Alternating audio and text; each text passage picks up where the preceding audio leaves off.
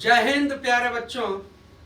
रामबाण का ये आपका यार क्लास नंबर 31।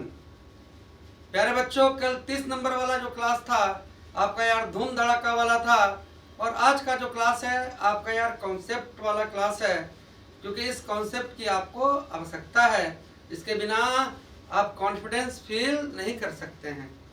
प्यारे बच्चों, मैं फिर से कह रहा हूँ कि रामबाण आपके लिए रामबाण साबित होगा, पर उस हिसाब से यार आप हम पर भरोसा जाहिर नहीं कर पा रहे हैं। प्यारे बच्चों, जी जान लगाया हुआ हूँ, 100% से भी ज़्यादा अपना देने का आपको यार प्रयास कर रहा हूँ। आप भी लेने का प्रयास कीजिए। और जो बच्चे नए चैनल पर हैं बच्चों, यार चैनल को सब्सक्राइब कर लें। अभी से यार रामबाण को भी आप पकड़ लीजिएगा तो यार बहुत हद तक आपका मतलब कि क्लियर हो जाएगा। रामबाण की सारी क्लासेज आपको यार एमटी की पाठशाला यूट्यूब चैनल के प्लेलिस्ट पर लाइन बाय लाइन मिल जाएगा। प्यारे बच्चों, आज हम लोग बात कर रहे हैं कॉन्सेप्ट पर। तो सबसे पहला बात होगा यार भार संबंधित प्रश्न। आप देखते हो कि एक सेट में आपको कि लिफ्ट में ऊपर गए, लिफ्ट में नीचे आए, तो चंद्रमा पर गए, तो धरती के अंदर गए, ध्रुव पर गए। क्या खेला है, इसके पीछे क्या रहस्य है ना? इस रहस्य को हम लोग को जानना है। प्यारे बच्चों, सबसे पहले यार द्रव्यमान।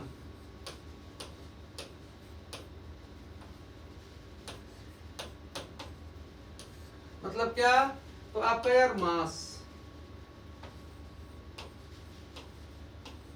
मास।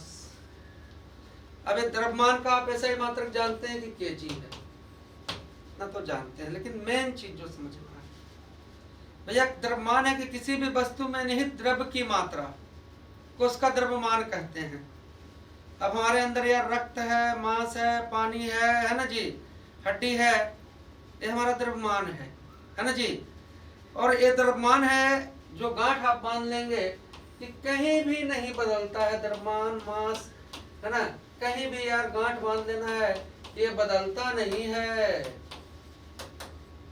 चाहे इसको चांद पर ले जाएं, चाहे इसको ध्रुव पर ले जाएं, चाहे इसको विषुवत रेखा पर ले जाएं, भैया ये द्रव्यमान चेंज होने वाला नहीं है। चाहे इसको पृथ्वी के केंद्र पर लेके जाएं। आप सुनिए कि आप सुनते हो कि लटका हुआ वस्तु का मतलब कि भार शून्य। आपको लटका देंगे तो आपके अंदर का जो मतलब कि ये जो मांस वगैरह है जो गायब हो गया, आप मतलब उड़ गए हैं। तो द्रव्यमान बिल्कुल चेंजेबल नहीं है। बच्चे फंस जाते हैं यहाँ पर। चेंज क्या करता है? तो चेंज करता है यार भार। प्यारे बच्चों, भार, और भार को हम लोग कहते हैं यार वेट। भार को कहते हैं क्या? तो वेट। तो बच्चों यार भार आपका चेंज करता है। प्यारे बच्चों, भार बराबर देखिए, भार बराबर वेट बराबर आपको होता है यार m गुने जी। समझिए मेरे बात। भार बराबर यार m गुने जी, मतलब द्रव्यमान गुने क्या? द्वितीय त्वरण। m से यार द्रव्यमान, और यार g से द्वितीय त्वरण। समझिए मेरे बात को। बच्चों, भार का ऐसे मात्रक आप सब जानते हैं कि न्यूटन होता है। भार का ऐसा ही मात्रक आप सब जानते हैं कि न्यूटन होता है। और आगे हम लोग यार बढ़ते हैं और इसको और अच्छा से समझते हैं। भार बराबर आप क्या जाने? देखिए, तबीयत मेरा आज बहुत ही मतलब ठीक नहीं है। मैं पूरी तरह से मतलब आप पर मतलब कि डूबा हुआ हूँ। आप मेरा आज चेहरा वगैरह देख के भी लग रहा होगा कि तबीयत ठीक नहीं है। यार बच्चों, आप भी जगिए, ठीक ना? आप तो यार एक कमेंट तक भी नहीं करते हैं कि कौन कौन पढ़ रहा है। कोई भी आदमी मेंटली यार थक जाएगा जब अगर वो अपना 100% ईमानदारी से दे रहा होगा तब। और बाकी यार चालबाजी करना है और टिक करके जाना है, तो ऐसा काम तो मैं करता नहीं हूँ, क्योंकि भाई बच्चा का भविष्य का बात है। तो जो बच्चे हो, आप हो, तो आप यार अपने यार दोस्त को, आपके फ्रेंड को इसको जोड़ोगे नहीं, इस चीज़ को आगे नहीं बढ़ाओगे, तो यार हमारा भी मनोबल कितना दिन तक मतलब काम कर सकता है? सब चीज़ का एक लिमिट होता है। लेकिन फिर भी यार उस लिमिट को मतलब कि ओवरकम करके मैं आपके लिए लगा हुआ हूँ। प्यारे बच्चों, न्यूटन। अब ये तुम सब जानते हो कि पृथ्वी पर सबसे ज्यादा गुरुत्वीय त्वरण, पृथ्वी पर यार सबसे ज्यादा गुरुत्वीय त्वरण आपको कहाँ होता है जी का मान सबसे ज्यादा, कहाँ होता है मान सबसे ज्यादा यार, आपका जी का मान सबसे ज्यादा ध्रुव पर हुआ। और भार बराबर हम जान रहे हैं कि m गुने जी, द्रव्यमान गुने जी। तो जी का मान अगर ज्यादा ध्रुव पर है, हम मान लो कि यार 70 kg के हैं, तो यार जी का मान अगर यहाँ ज्यादा है तो मेरा भार यहाँ ज्यादा होगा। जी का मान यार सबसे कम कहाँ है, तो जी का मान यार सबसे कम आपको मतलब कि विस्पत रेखा पर है। तो धरती पर यार भार, आपको भार विस्पत रेखा पर यार सबसे कम होगा। जी का मान यार केंद्र पर, धरती के केंद्र पर 0 है, तो धरती के केंद्र पर यार m गुने m, अगर मान लो कि 5 kg है और धरती के केंद्र पर आपको यार जी का मान 0 है, तो भार क्या हो जाएगा आपका 0 हो जाएगा। लेकिन इन सभी जगहों पर प्यारे बच्चों, इन सभी जगहों पर द्रव्यमान में कोई परिवर्तन नहीं आना है, द्रव्यमान नहीं बदलेगा। अब क्वेश्चन पूछ दे कि पृथ्वी का द्रव्यमान सबसे ज्यादा कहाँ होगा, है ध्रुव पर, विस्पत रेखा पर, केंद्र पर, सभी जगह बराबर। निश्चित तौर पर ज्यादातर बच्चा यार जैसे एक क्वेश्चन आएगा सीधे कह देगा यार ध्रुव पर, ये समझेगा नहीं कि द्रव्यमान तो सब जगह एक ही रहेगा। द्रव्यमान चाहे चांद पर जाओ चाहे कहीं जाओ बदलने वाला नहीं है। बदल कौन रहा है, ये सबसे पहले पकड़िए, बदल कौन रहा है, भार। एक चीज समझिए, पृथ्वी के ध्रुव पर यार भार सबसे ज्यादा, विस्पत रेखा पर कम। अब ध्रुव से यार जब विस्पत रेखा की ओर आएंगे तो भार कमेगा, और जब यार विस्पत रेखा से ध्रुव की ओर जाएंगे तो भार बढ़ते जाएगा, और केंद्र पर भार क्या होगा, शून्य होगा। अब आपके दिमाग में आता होगा कि लिफ्ट में हम ऊपर जाते हैं तो भार क्यों बढ़ा हुआ प्रतीत, भारी क्यों प्रतीत होता है, क्योंकि भैया लिफ्ट में जब आप ऊपर चढ़ते हैं, लिफ्ट में जब आप ऊपर चढ़ते हैं, लिफ्ट में जब आप ऊपर चढ़ रहे हैं, है ना जी, तो जी गुरुत्वीय त्वरण का क्या कर रहे हैं, जी यार इधर से आ रहा है, जो जी है गुरुत्वीय त्वरण का आप यार विरोध कर रहे हैं, जी आपको रोकने की कोशिश कर रहा है, लेकिन फिर भी यार इसको मतलब कि आप, है ना जी, इससे रगड़ के लड़ के यार ऊपर जा रहे हैं तो भार बढ़ा हुआ प्रतीत हो रहा है। जब नीचे आ रहे हैं तो जी आपके यार सपोर्ट में है, जी आपके सपोर्ट में है, तो भार आपका कम नजर आ रहा है ना जी। और जब यार लिफ्ट का रस्सी टूट जाएगा तो जी कहेगा गुड बाय, आपका भार शून्य हो जाएगा। आपको हवा में लटका दिया जाए तो भार शून्य हो जाएगा। तो प्रश्न यहाँ पर आपसे है प्यारे बच्चों कि प्रश्न है कि द्रव्यमान 50 kg है, तो भार क्या होगा, भार क्या होगा अगर जी का मान 10 मीटर प्रति सेकंड स्क्वायर हो तो क्या होगा।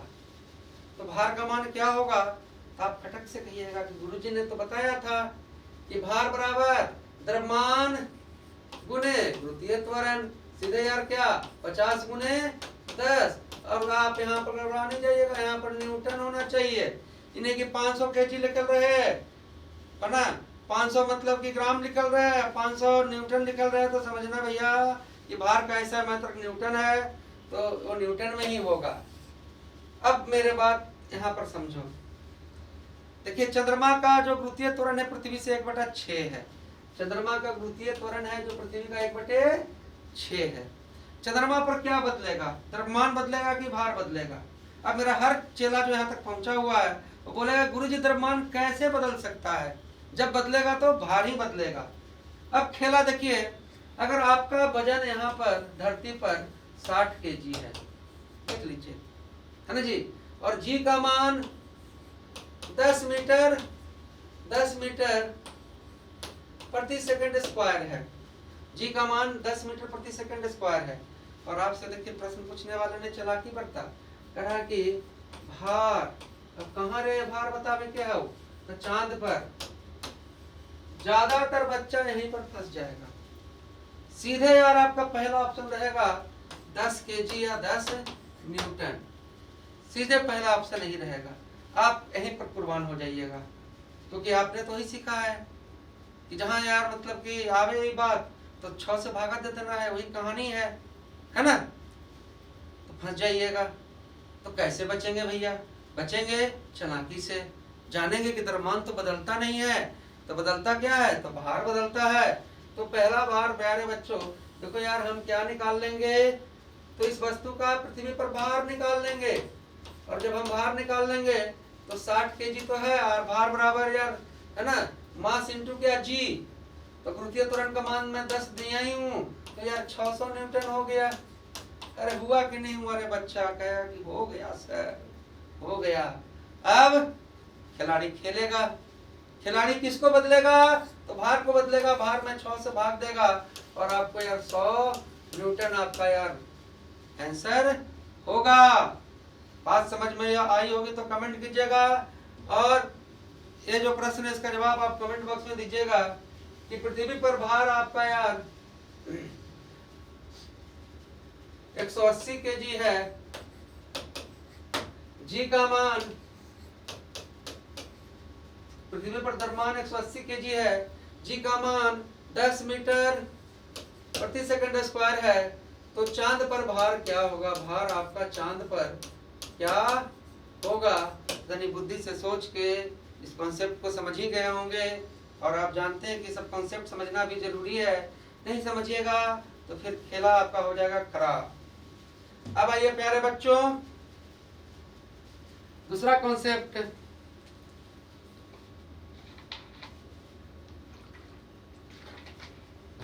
दूसरा कॉन्सेप्ट, आज तबीयत बिल्कुल ठीक नहीं है।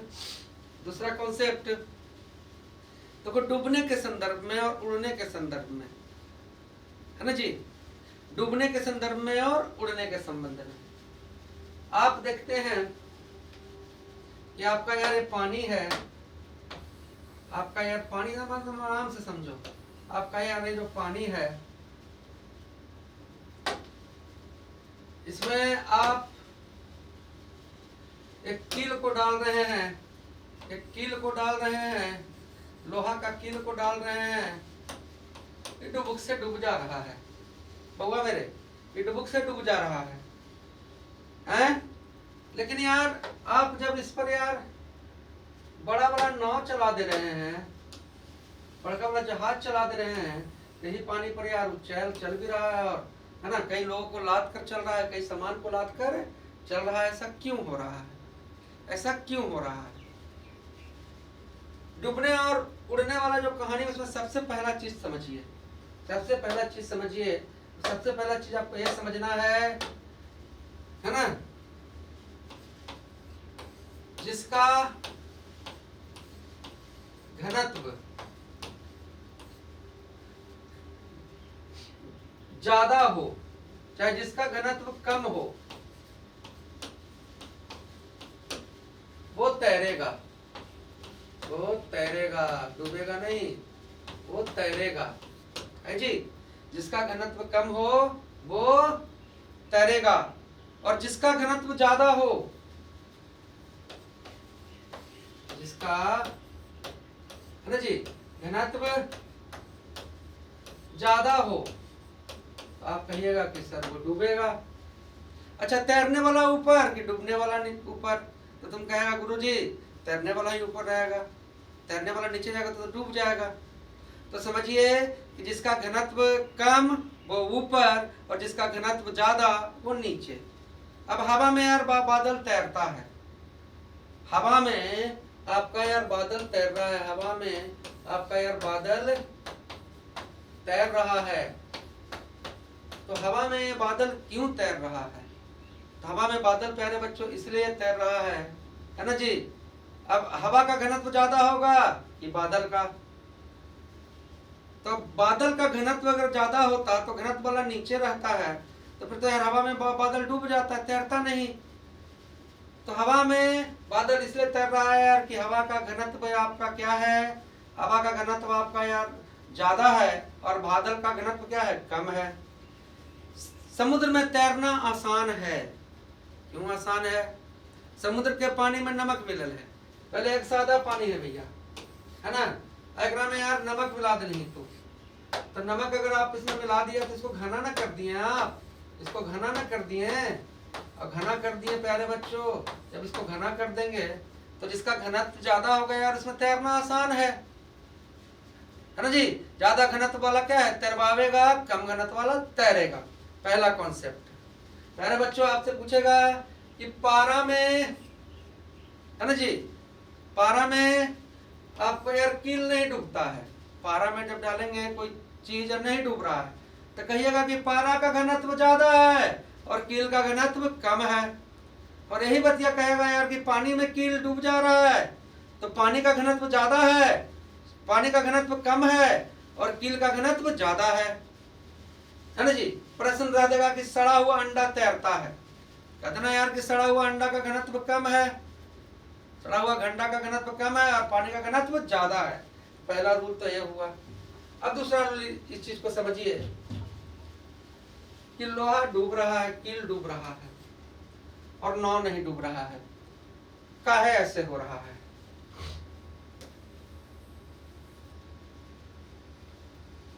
प्यारे बच्चों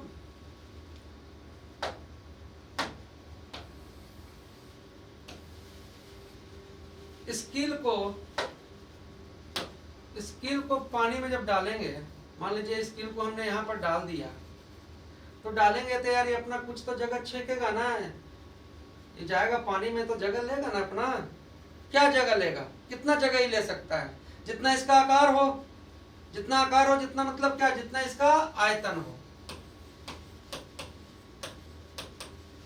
तो भैया जब ये जगह पर जाके ये सॉलिड चीजें फिक्स होगा तो यहाँ का पानी यहाँ से क्या होगा, डिस्प्लेस्ड होगा, यहाँ का पानी क्या होगा, हटेगा, है ना जी।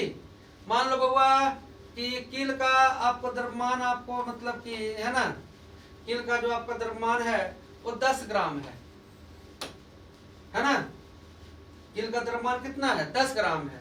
और इसको पानी में डालें तो यहाँ से जो पानी को ये साइड किया, पानी को जो साइड किया, यहाँ से डाले हैं, ये जो जगह छेका, ये पानी को यहाँ से हटाया, ये पानी यार 5 ग्राम है, मतलब कि भारी कौन है, कील है। कील क्या हो जाएगा, डूब जाएगा। आप अपने 10 ग्राम के हैं, आप पानी को हटा रहे हैं कितना, 5 ग्राम, है ना जी, समझ गए बात। तो कील आपको यार क्या होगा, डूब जाएगा। नाव के साथ क्या समस्या है प्यारे बच्चों,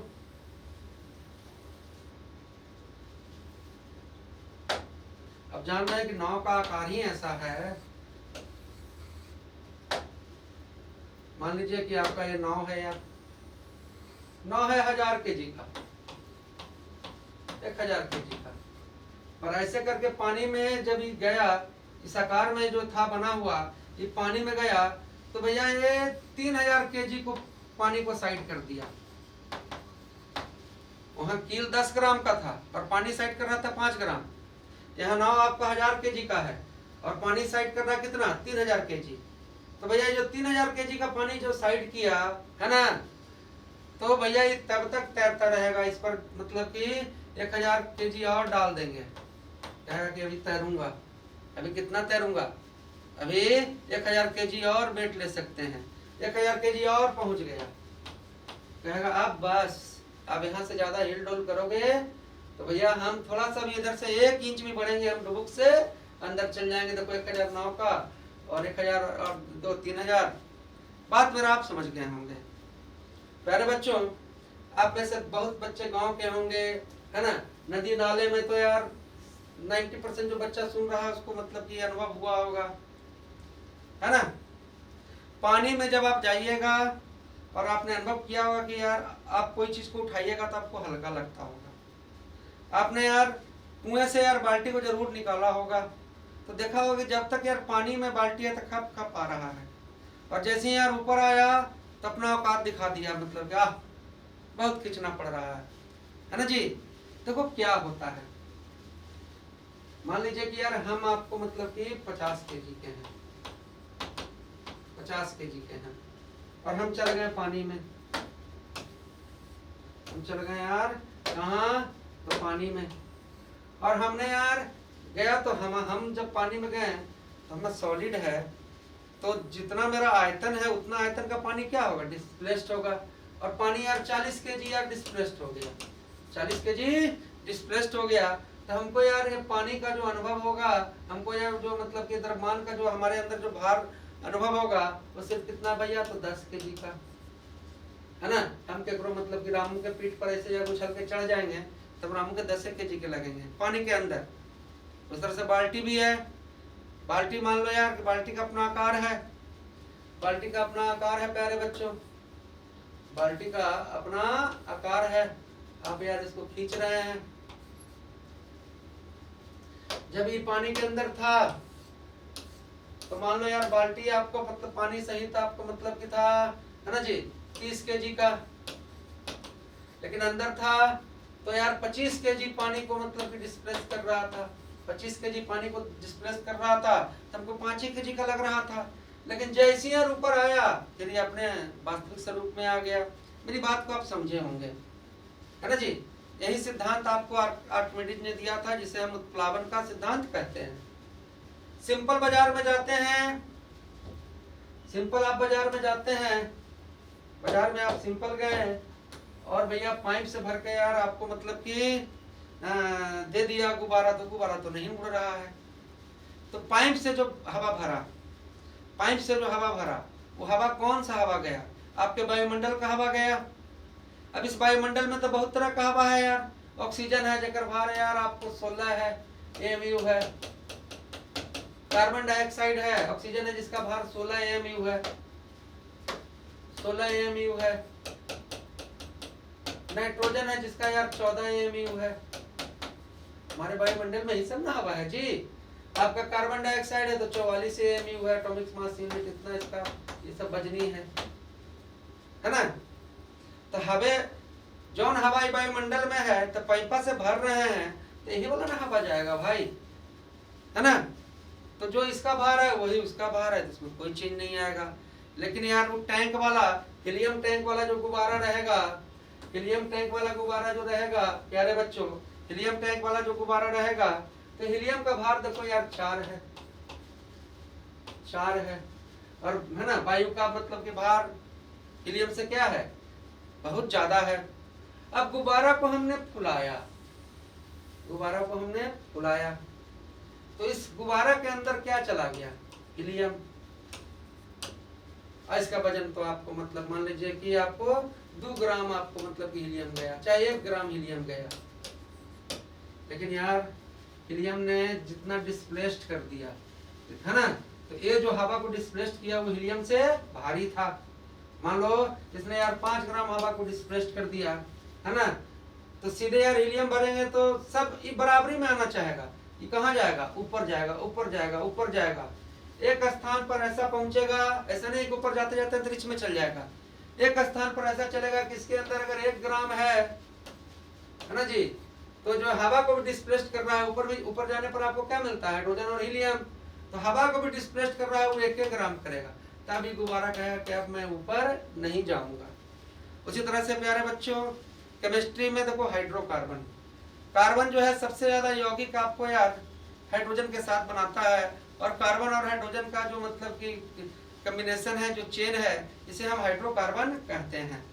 प्यारे बच्चों 2 तरह का हाइड्रोकार्बन होता है, एक आपका यार मतलब कि ओपन चेन हाइड्रोकार्बन और एक क्लोज चेन हाइड्रोकार्बन। जो ओपन चेन हाइड्रोकार्बन है प्यारे बच्चों, उसमें मुख्य रूप से आपको है अल्केन, अल्केन, अल्केन का सूत्र यार आपको CnH2n+2, जहां C क्या है? C कार्बन की संख्या, कार्बन की संख्या आपका मतलब N क्या है? कार्बन की संख्या, तो CnH2n+2। अगर कार्बन की संख्या अगर 1 रहता, कार्बन की संख्या 1 रहता, तो प्यारे बच्चों आपको देखो C1 है ना जी, C1 मतलब C और H2 into 1 plus 2, तो आप कहिएगा कि CH4, CH4 मतलब कहिएगा कि मीथेन, मीथेन, तो मीथेन आपका क्या हो गया? Alkane, alkane. प्यारे बच्चों अल्केन अगर कार्बन की संख्या अगर 2 रहता, कार्बन की संख्या 2 रहता तो अल्केन क्या हो जाता? तो आप सीधे कहिएगा सर कि C2 और H2n मतलब 2 और n का मान भी 2 और प्लस यार 2, तो आप सीधे कहिएगा कि C2H6। अब C2H6 क्या है भैया?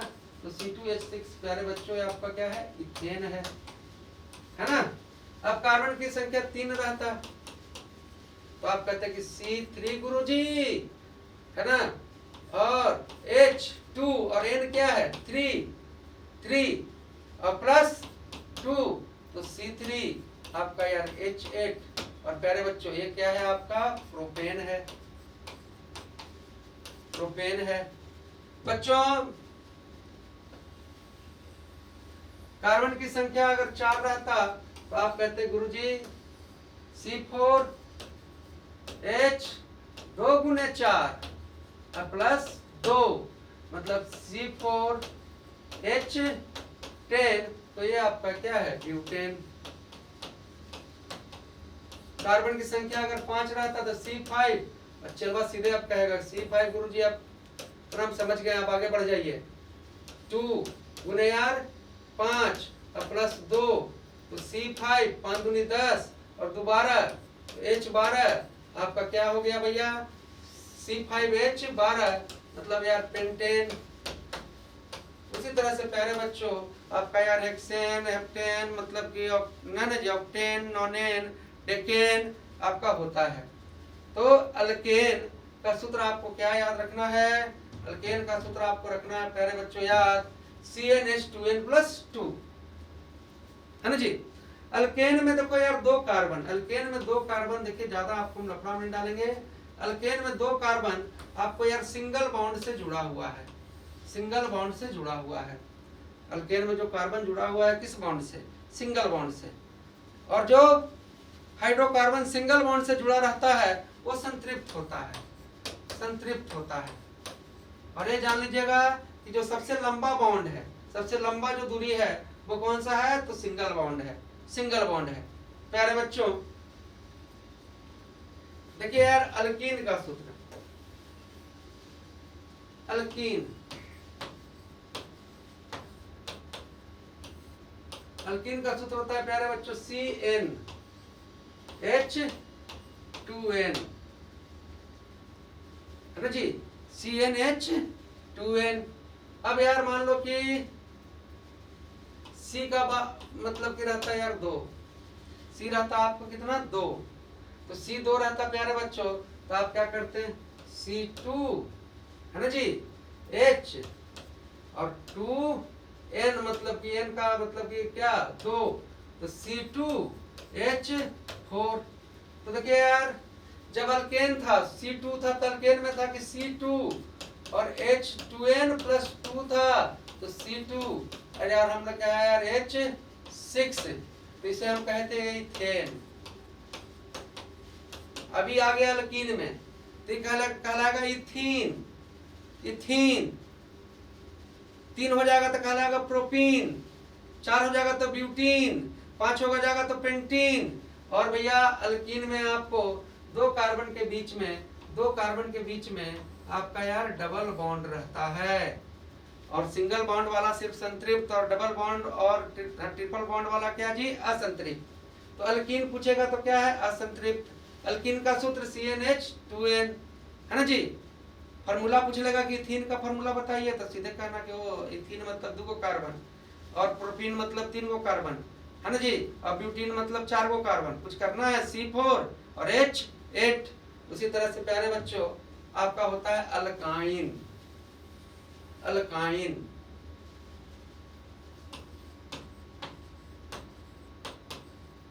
अल्काइन। अल्काइन प्यारे बच्चों आपका है यार CnH2n-2, CnH2n-2 प्यारे बच्चों CnH2n-2 इसमें यार कार्बन का संख्या कम से कम 2 होना चाहिए। और अल्काइन में आपको यार मान लो कि यार कार्बन की संख्या आपको 2 रहा, 2 रहा तो 2 रहा तो यार C2 कर लिए।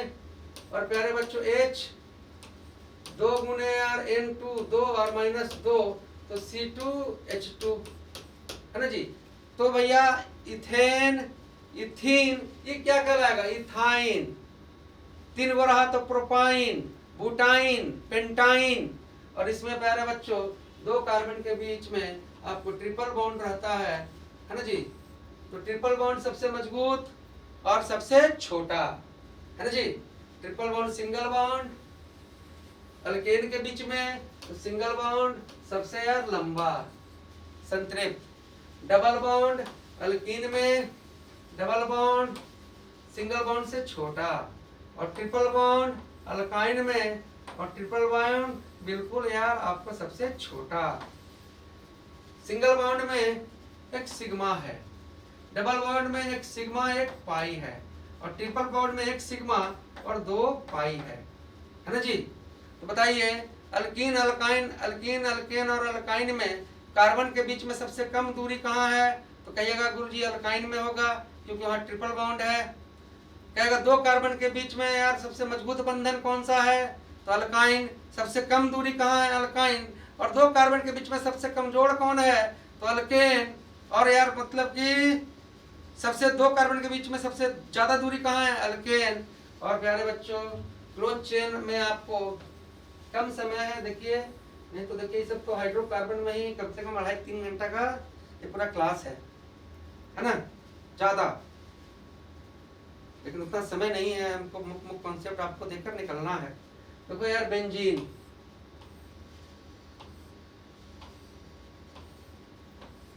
यहाँ पर कार्बन, यहाँ पर कार्बन, यहाँ पर कार्बन, यहाँ पर कार्बन, यहाँ पर कार्बन, यहाँ पर कार्बन, हर कार्बन के साथ हाइड्रोजन, हर कार्बन के साथ हाइड्रोजन, हाइड्रोजन, हाइड्रोजन, हाइड्रोजन।